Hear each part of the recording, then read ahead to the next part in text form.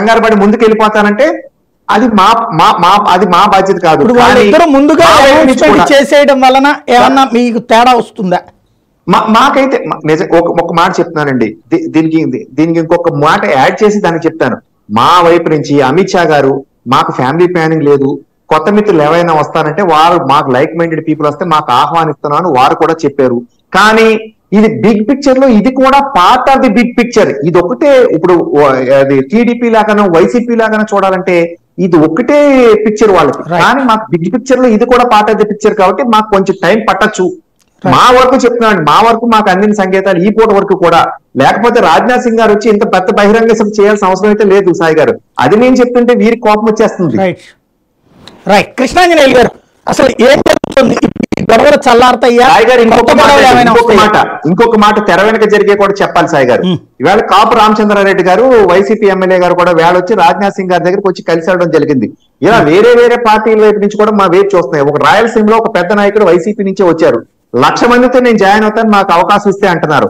ఇవన్నీ కూడా అదే ఇందాక చెప్పాను, ఎక్సైట్మెంట్ కలిగించాలని ఈ లోపు చూడండి, నేనేదో ఇందాక ఒక మాట అన్నాను, కోపం వచ్చేసింది, 2 నిమిషాల్లో ఆయన నవ్వేస్తున్నారు. ఇప్పుడు నేను ఒక్కటి చెప్తాను సార్,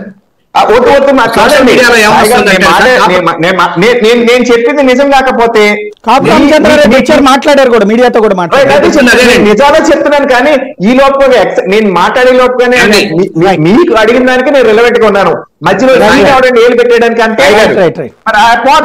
టాపిక్ ఇన్ఫర్మేషన్ ఏంటంటే సోషల్ మీడియాలో కానీ వస్తున్నది ఏంటంటే చాలా మంది బీజేపీకి సంబంధించి చేరాలి అనుకున్నారని, ఇంక్లూడింగ్ వేమిరెడ్డి గారు, లేకపోతే ఇంకో కొంతమంది చేరతామని చెప్పంటే పురంధరేశ్వరి గారు ఇక్కడ తెలుగుదేశంలోనే ఉండాలి అని చెప్పని అన్నారనేటువంటి కూడా సోషల్ మీడియాలో వస్తుంది. దానికి కూడా ఏమైనా తెరచాటుది ఏమైనా చెప్పదలుచుకుంటే రామ్ కుమార్ గారు చెప్తే చెప్పుకోవచ్చు, నాకేం అభ్యంతరం. కానీ లైక్ సోషల్ మీడియాలో ఇది కూడా జరుగుతుంది.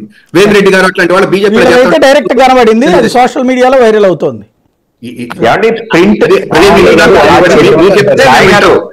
సాయి గారు ఆయన అడిగిన దానికి చెప్పనమంటే చెప్తాను, కానీ మళ్ళీ ఆయనకి అదే ఇందాకలాగా మళ్ళీ కొంచెం ఇలా రేజ్ అవుతుంది.